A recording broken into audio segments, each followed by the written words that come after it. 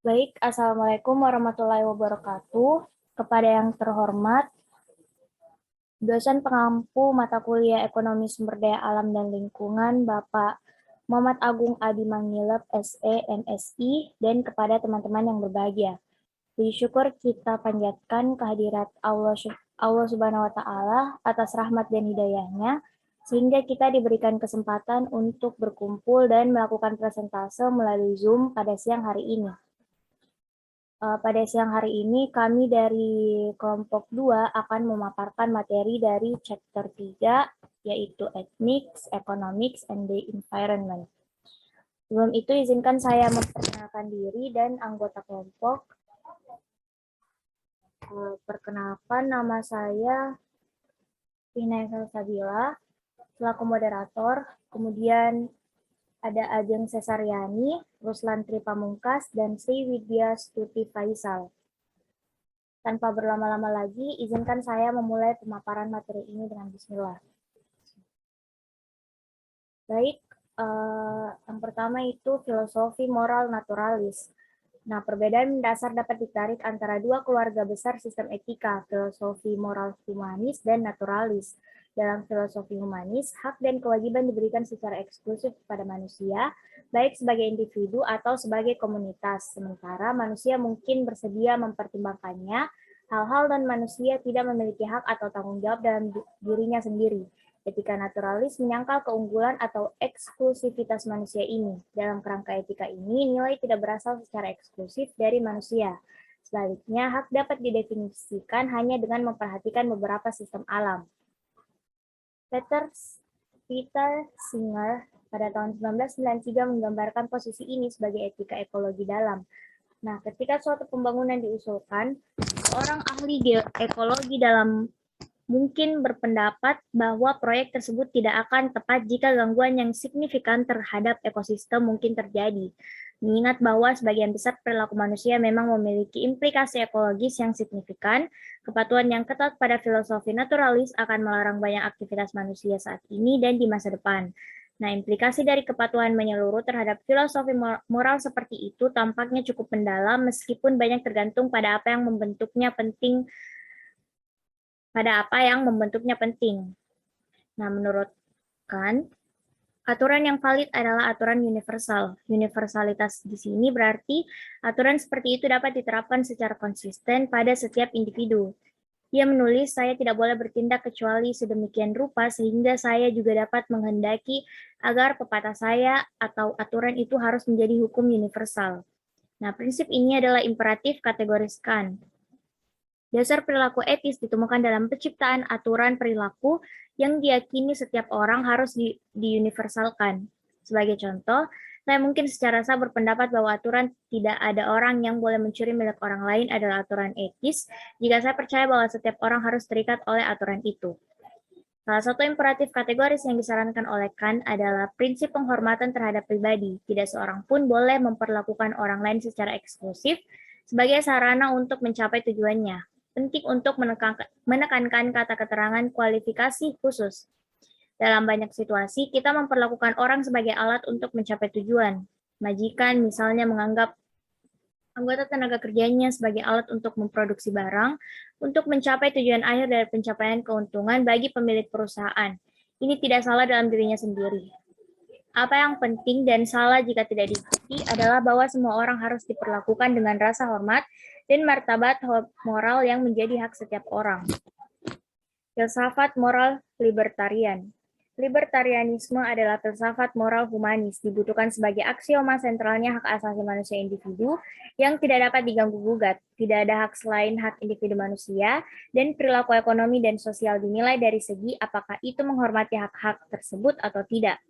Tindakan yang melanggar hak individu tidak dapat dibenarkan dengan meminta beberapa perbaikan yang diharapkan dalam tingkat kesejahteraan sosial. Libertarianisme menegaskan keutamaan proses, prosedur, dan mekanisme untuk memastikan bahwa kebebasan dan hak-hak dasar setiap manusia dihormati dan dipertahankan. Hak melekat pada orang sebagai individu dan konsep seperti hak komunitas atau sosial tidak bermakna. Nah, libertarian sepenuhnya menentang konsep keadilan berdasarkan konsekuensi atau hasil. Suatu hasil tidak bisa dengan sendirinya menjadi baik atau buruk secara moral. Filsafat moral libertarian kemungkinan akan secara dramatis membatasi ruang lingkup apa yang mungkin dilakukan pemerintah secara sah. Misalnya mungkin kebijakan untuk mendistribusikan kembali pendapat dan kekayaan antar manusia, antar negara atau antar generasi demi orang miskin dengan mengorbankan orang kaya membutuhkan perpajakan yang memaksa dan sangat tidak adil kecuali jika setiap orang yang terkena dampak menyetujuinya. Tindakan pemerintah akan terbatas pada pemeliharaan institusi yang diperlukan untuk mendukung kontrak dan pertukaran bebas. Mereka yang percaya pada peran terbatas pemerintah telah mengadopsi libertarianisme dengan antusias, namun sama sekali tidak jelas bahwa pendekatan laissez-faire harus diimplementasikan oleh libertarianisme. Kemudian ada utilitarianisme. Utilitarianisme berasal dari tulisan David Hume tahun 1711 sampai 1776 dan Jeremy Bentham pada tahun 1748 sampai 1832 dan menemukan ekspresinya yang paling lengkap dalam karya John Stuart Mill pada tahun 1806 sampai 1873. Khususnya dalam karyanya, Utilitarianisme pada tahun 1863 merupakan dasar etis untuk ekonomi normatif modern, yaitu variasi tertentu dari utilitarianisme seperti yang akan kami jelaskan. Nah, utilitas adalah istilah yang diperkenalkan oleh para penulis utilitarian awal untuk kesenjangan atau kebahagiaan individu. Ekonomi modern masih diperkenalkan oleh para penulis utilitarian awal untuk kesenangan atau kebahagiaan individu. Ekonomi modern masih menggunakan istilah ini dengan cara itu. Istilah kesejahteraan digunakan untuk merujuk pada kebaikan sosial yang dalam utilitarianisme dan karenanya ekonomi kesejahteraan adalah beberapa agregasi dari utilitas individu. Bagi kaum utilitarian, tindakan yang meningkatkan kesejahteraan ialah benar dan tindakan yang menguranginya ialah salah. Utilitarianisme adalah teori filsafat moral konsekuensialis, hanya konsekuensi atau hasil dari suatu tindakan yang menentukan nilai moralnya. Nah, dalam hal ini berbeda dari teori motivis yang menurutnya suatu tindakan harus dinilai menurut motivasinya. Itu kan adalah seorang motivis. Dan dari teori deontologis yang menyatakan bahwa sifat inheren suatu tindakanlah yang membuatnya benar atau salah. Untuk utilitarian, suatu tindakan dapat dianggap dibenarkan secara moral, bahkan jika dilakukan untuk alasan yang tidak layak dan memiliki sifat yang mungkin dalam keadaan tertentu dianggap buruk. Bagi seorang utilitarian, tujuan mungkin membenarkan cara. Selanjutnya itu utilitarianisme antroposentris. Pembatasan terhadap manusia bukanlah keharusan logis. Kami menyebutkan sebelumnya kesimpulan yang dicapai oleh filsuf Peter Singer dalam bukunya Etika Praktis pada tahun 1993. Nah, dia berpendapat bahwa utilitas berasal dari mendapatkan kesenangan dan menghindari rasa sakit, dan karena semua makhluk hidup dapat mengalami kesenangan atau rasa sakit, semua dapat dianggap mampu menikmati utilitas. Utilitas yaitu karakteristik perasaan, bukan hanya kemanusiaan. Singer menyimpulkan bahwa prinsip menilai tindakan berdasarkan implikasinya terhadap utilitas, dan karenanya kesejahteraan ialah sah secara moral, tetapi menegaskan bahwa bobot harus diberikan pada utilitas non-manusia dan juga manusia. Ada dua cara di mana kepentingan non-manusia dapat mempengaruhi keputusan meskipun hanya utilitas manusia yang diperhitungkan. Pertama, beberapa manusia menderita karena apa yang mereka anggap sebagai mereka menganggap sebagai penderitaan entitas non-manusia, terutama hewan. Nah, dalam kerangka utilitarianisme antroposentris, altruisme semacam ini akan mensyaratkan bahwa apa yang dipikirkan manusia sebagai kepentingan entitas yang relevan akan diperhitungkan. Kedua, manusia menggunakan beberapa sumber daya terbarukan, yaitu tumbuhan dan hewan, sebagai input untuk produksi, dan pengelolaan sumber daya yang bijaksana kemudian akan menyeratkan bahwa beberapa pertimbangan diberikan setidaknya ketersediaannya di masa depan. Nah, karena kedua alasan ini, beberapa spesies tumbuhan dan hewan memiliki nilai bagi manusia yang secara moral cukup besar secara langsung. Seperti yang akan kita lihat di seluruh buku ini, seringkali nilai-nilai yang muncul tidak diwujudkan di dalam pasar. Nah, kemudian ada utilitarianisme kepuasan preferensi. Utilitarianisme antroposentris tidak secara logis mensyaratkan kedaulatan konsumen. Seseorang dapat mengidentifikasi utilitas individu dengan kesehatan fisik dan mental daripada kepuasan preferensi. Meskipun secara logis benar sebagai fakta terminologis, kebanyakan orang menganggap utilitarianisme sebagai penilaian diri sesuai dengan preferensi. Justru karena ini penggunaannya begitu luas sehingga penting untuk diperjelas bahwa teori etika konsekuensialis antroposentris tidak harus menyiratkan kedaulatan konsumen. Apa yang benar adalah bahwa versi kepuasan preferensi atau kedaulatan konsumen yang digunakan para ekonom, seperti yang akan kita lihat, memungkinkan formalisasi dan kuantifikasi. Juga benar, seperti yang akan kita lihat juga, bahwa hal itu sejalan dengan baik dengan bentuk organisasi ekonomi yang telah mendominasi masyarakat manusia dan pasar. Namun bukan tanpa kritik, beberapa di antaranya ialah ekonom. Kita akan melihat beberapa kritik terhadap kepuasan preferensi utilitarianisme setelah mempertimbangkan bagaimana hal itu berhubungan dengan kesejahteraan sosial. Baik, selanjutnya saya persilakan kepada pemateri selanjutnya untuk memaparkan materinya. Dari utilitas hingga kesejahteraan dalam utilitarianisme dan karenanya ekonomi kesejahteraan sosial adalah beberapa agregasi dari utilitas individu. Bagi kaum utilitarian, tindakan yang meningkatkan kesejahteraan adalah benar dan tindakan yang menguranginya adalah salah. Kita sekarang perlu mempertimbangkan dengan tepat bagaimana beralih dari utilitas ke kesejahteraan. Fungsi utilitas kardinal dan ordinal. Satu hal yang disepakati oleh semua utilitarian adalah bahwa kesejahteraan sosial, yaitu kesejahteraan, adalah beberapa fungsi dari utilitas semua orang yang relevan. Kami akan segera memeriksa bentuk atau bentuk apa yang mungkin akan diambil oleh fungsi ini. Tetapi apapun jawabannya, kita hanya dapat memperoleh ukuran agregat seperti itu jika utilitas individu dianggap sebanding di antara orang-orang. Untuk seorang individu, fungsi utilitas memetakan keadaan dunia menjadi satu nomor untuk utilitas. Dalam ilmu ekonomi, keadaan dunia biasanya diwakili dalam hal tingkat konsumsi individu dari berbagai barang dan jasa. Dalam hal ini, kami memiliki U sama dengan U X1, X2, sampai Xn, di mana U adalah ukuran utilitas dan argumen dari fungsi X1 adalah tingkat konsumsi 1, 2, sampai N barang dan jasa. Argumen fungsi utilitas dapat bagaimanapun termasuk misalnya konsumsi oleh agen ekonomi manusia lainnya atau keadaan lingkungan. Untuk seorang individu, fungsi utilitas memetakan keadaan dunia menjadi satu nomor untuk utilitas. Dalam ilmu ekonomi, keadaan dunia biasanya diwakili dalam hal tingkat konsumsi individu dari berbagai barang dan jasa. Slide selanjutnya.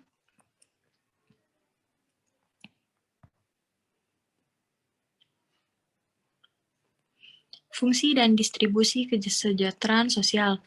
Pertimbangkan masyarakat hipotetis yang terdiri dari dua individu A dan B yang hidup pada titik waktu tertentu. Ada satu barang X yang konsumsinya merupakan satu-satunya sumber utilitas. Membiarkan U kuadrat menunjukkan utilitas total yang dinikmati oleh A dan UB. Utilitas total yang dinikmati B. Jadi kita memiliki UA sama dengan UA atau XA, UB sama dengan UB atau XB, di mana XA dan XB menunjukkan jumlah barang yang dikonsumsi oleh A dan B masing-masing.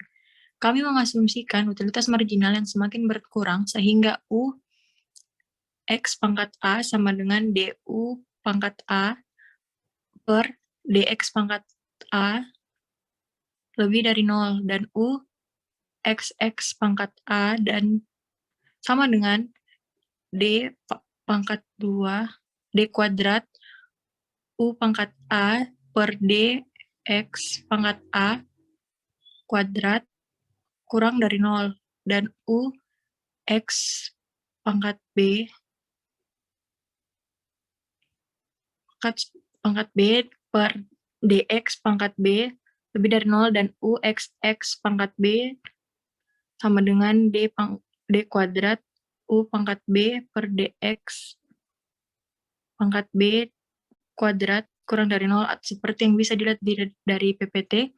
Distribusi yang tidak merata pada kesejahteraan maksimum mungkin terjadi pada salah satu kondisi berikut. 1. SWF bukan dari bentuk aditif yang ditentukan oleh dalam persamaan 3 dan 4. 2. Pokok bobot yang melekat pada utilitas individu adalah tidak sama. 3. Fungsi utilitas berbeda antar individu. Slide selanjutnya.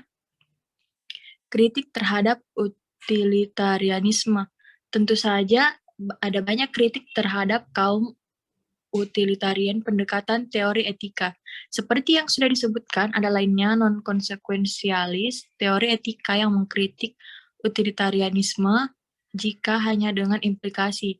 Di bagian ini, pertama-tama kita melihat satu yang berpengaruh baru-baru ini, kontribusi terhadap filsafat moral yang bersangkutan dengan utilitarianisme secara umum, dan kemudian pada beberapa kritik yang diarahkan terutama pada kepuasan preferensi utilitarianisme yang merupakan dasar bagi kesejahteraan modern ekonomi. Rawls, teori keadilan. Karya John Rawls dalam A Theory of Justice telah mempengaruhi pertimbangan yang diberikan oleh ekonom untuk masalah etika. Karya Rawls menantang utilitarianisme klasik di mana kesejahteraan adalah jumlah sederhana dari utilitas individu. Keberatannya adalah didasarkan pada pernyataan berikut: menjadi acuh tak acuh terhadap distribusi kepuasan antar individu dan hanya peduli dengan jumlah utilitas. Distribusi sumber daya yang dihasilkan dengan memaksimalkan kesejahteraan bisa melanggar fundamental kebebasan dan hak yang secara inheren layak untuk perlindungan. Sama dengan banyak filsuf moral, Rawls berusaha untuk membangun prinsip-prinsip keadilan masyarakat. Slide selanjutnya. Yang akan dilanjutkan oleh pemateri selanjutnya.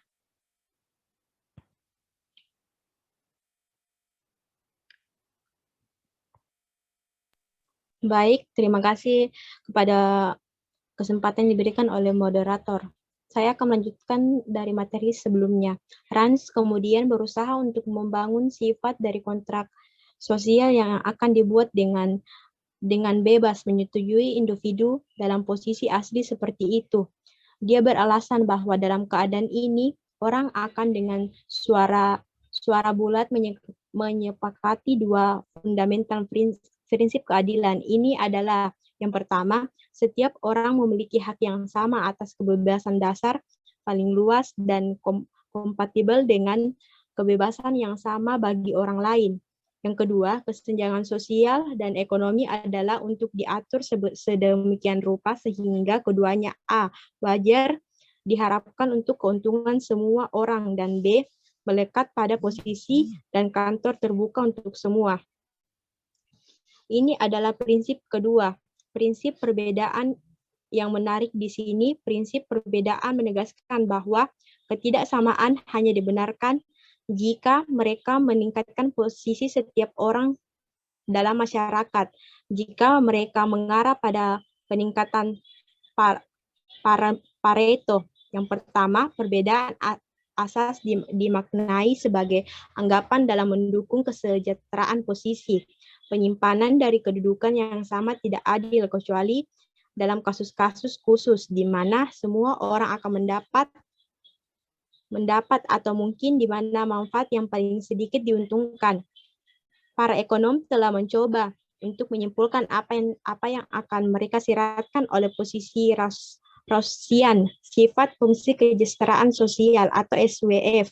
Salah satu pendekatan telah menyatakan bahwa Rawlsian posisi dapat untuk dua kasus individu diwakili oleh SWF dalam bentuk berikut, dapat dilihat di slide PPT-nya. Kemudian kritik berdasarkan preferensi. Dengan ketersediaan sumber daya dan kemungkinan teknologi, orang harus mendapatkan apa yang mereka inginkan. Kesejahteraan sosial meningkat ketika orang mendapatkan lebih banyak dari apa yang mereka inginkan. Ekonomi tidak menyelidiki faktor-faktor penentu preferensi individu yang dianggap sebagai yang diberikan. Ekonomi tidak melibatkan pertanyaan tentang apa yang baik untuk orang. Jawaban implisit dalam ilmu ekonomi untuk pertanyaan seperti itu adalah bahwa individu adalah hakim terbaik dari apa yang baik untuk diri mereka sendiri, sehingga preferensi mereka tahu apa yang baik untuk mereka. Kritik terhadap ini kedaulatan konsumen untuk pendekatan kesejahteraan sosial yang telah datang dari beberapa ekonom, serta banyak non-ekonomis. Tidak semua kritik sangat beralasan. Orang sering menemukan neoekonomis mengklaim bahwa ekonomi mengasumsikan bahwa individu hanya peduli dengan konsumsi mereka sendiri dari barang dan jasa yang dihasilkan. Klaim ini salah, meskipun beberapa teks pengantar ekonomi tidak melakukannya, sangat banyak untuk melawan kesan mendukungnya. Faktanya, fungsi utilitas yang digunakan dalam analisis yang benar bahwa sistem pasar melakukannya dan tidak bekerja dengan baik, di mana individu mereka preferensi atas hal-hal yang selain barang dan yang diproduksi dan jasa. Tapi seperti yang akan dikerjakan di dalam bab berikutnya, salah satu perhatian utama ekonomi kesejahteraan adalah untuk merancang kebijakan, untuk membuat sistem pasar bekerja lebih baik dan keadaan seperti itu. Sehubung dengan preferensi atas keadaan lingkungan, para ekonom telah merancang keseluruhan berbagai kebijakan dan teknik yang mereka klaim dapat membuat sistem pasar berkinerja lebih baik sesuai dengan kriteria kedaulatan konsumen.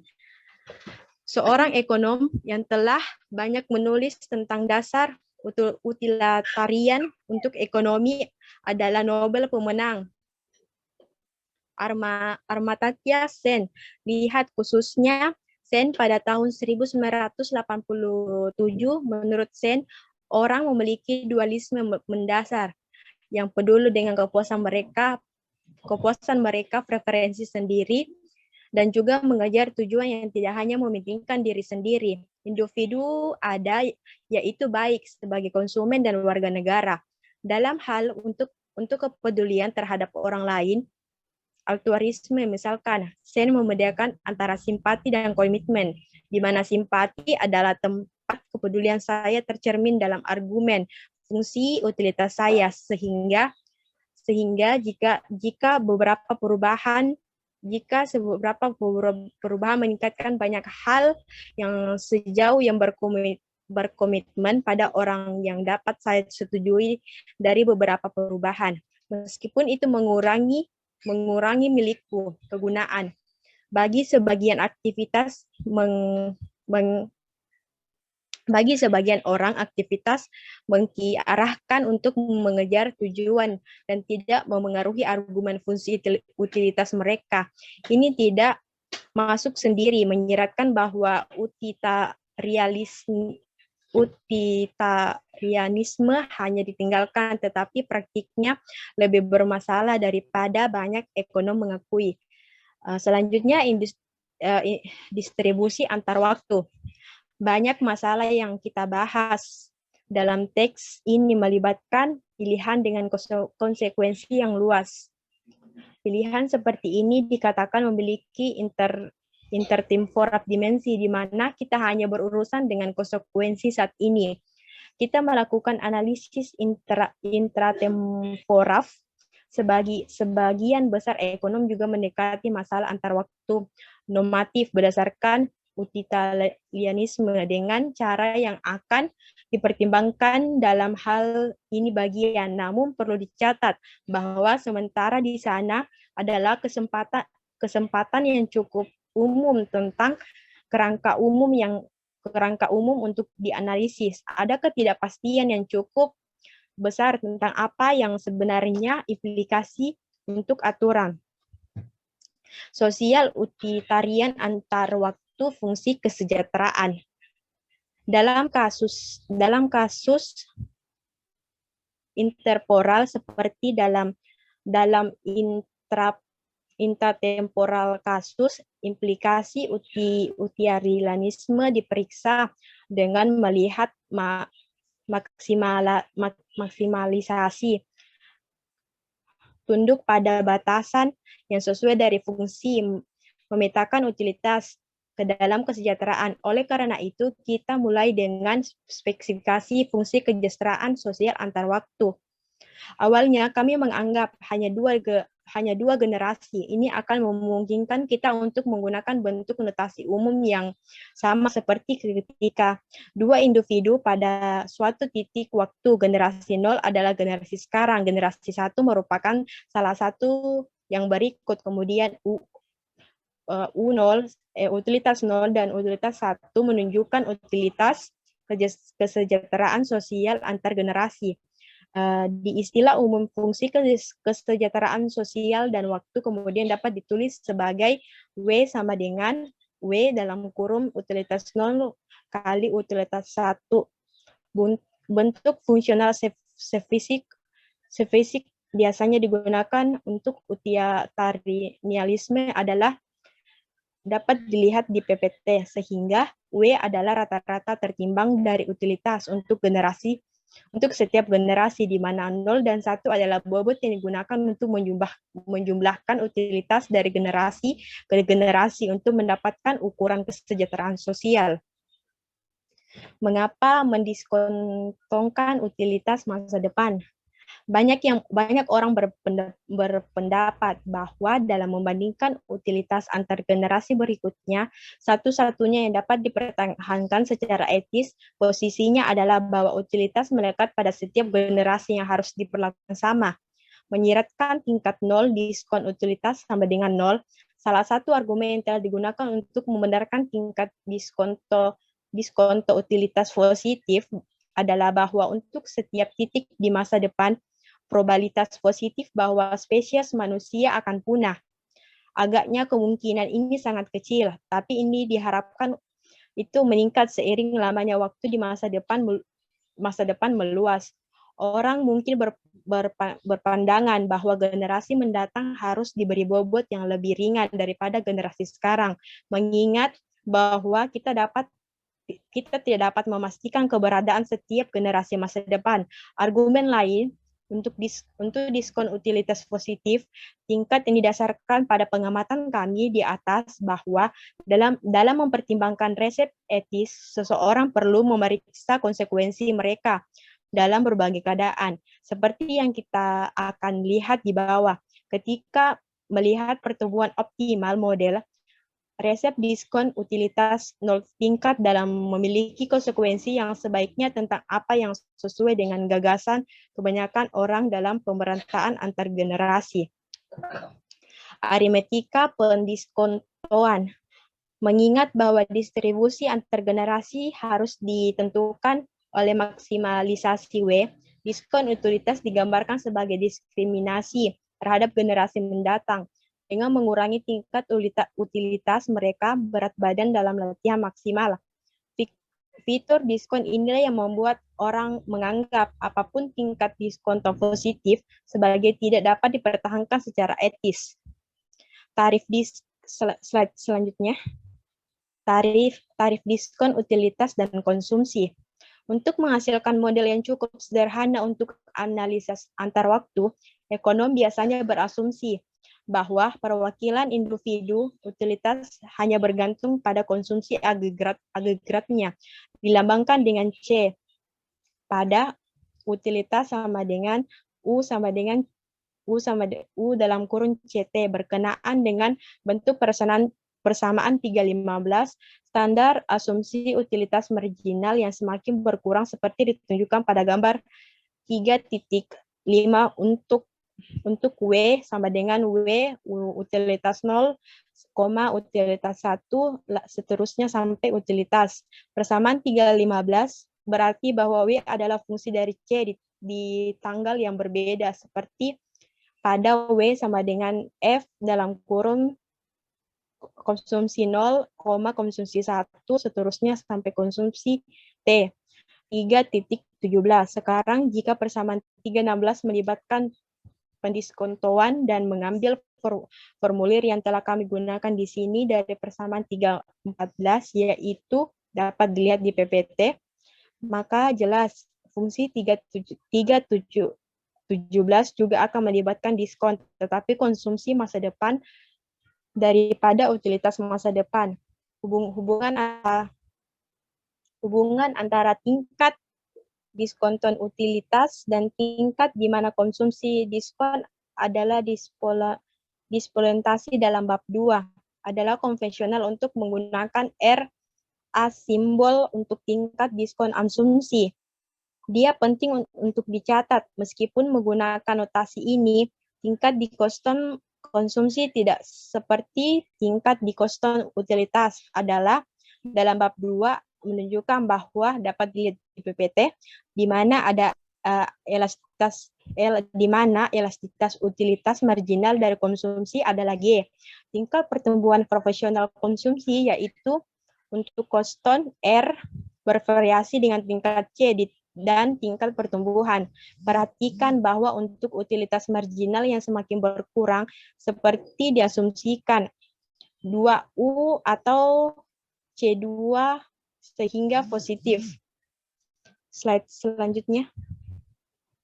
Padahal dalam penerapan ekonomi kesejahteraan, diskon paling sering dibahas dalam hal bergaya, bahwa orang tidak sabar, mereka menganggapnya sebagai faktor bergaya akumulasi kapital produktif dalam arti unit konsumsi. Sekarang hilang untuk kapital. Akumulasi akan terbayar dengan lebih dari satu unit konsumsi masa depan. Studi tentang pertumbuhan optimal adalah studi tentang interaksi antara ketidaksabaran dan produktivitas. Latihan yang sama dalam pemodelan pertumbuhan optimal adalah menemukan jalur konsumsi dari waktu ke waktu yang menghasilkan dapat dilihat di PPT. Mengapa nilai maksimal yang layak mengingatkan kendala bahwa K sama dengan Q dalam kurung K kurang C. Persamaan 319 hanyalah fungsi kesejahteraan sosial utilitarian yang kita lihat selama beberapa waktu dan menunjukkan ketidaksabaran. Dalam batasan 3.20 K adalah singkatan dari kapital. K adalah turunan waktu dari K, yaitu tingkat investasi. Dalam model sederhana ini, output diproduksi hanya dengan menggunakan model menurut Q dalam kurung K, produk marginal modal, positif tetapi menurun, yaitu dapat dilihat di PPT. Output dapat dikonsumsi dan diinvestasikan. Imbalan untuk investasi mengikuti dari produk marginal positif modal. Sejumlah kecil output yang diinvestasikan hari ini membawa biaya dalam hal konsumsi DC saat ini, tetapi menambah sejumlah yang lebih besar daripada DC kemungkinan konsumsi di masa depan. Model yang dibahas secara rinci dalam bab 2 dan 14, di sini kita hanya menyatakan salah satu kondisi menggambarkan jalur optimal. Untuk secara singkat membahas intuisi dan implikasinya, kondisi adalah 3.21 dapat dilihat di slide PPT. Sisi kiri di sini adalah tingkat proporsional dari perubahan utilitas marginal dan sepanjang optimal. Sekian materi dari saya kembalikan kepada moderator. Baik, itulah tadi presentase atau pemaparan materi dari kelompok kami. Kurang lebihnya mohon dimaafkan. Wabillahi taufiq wal hidayah. Wassalamualaikum warahmatullahi wabarakatuh.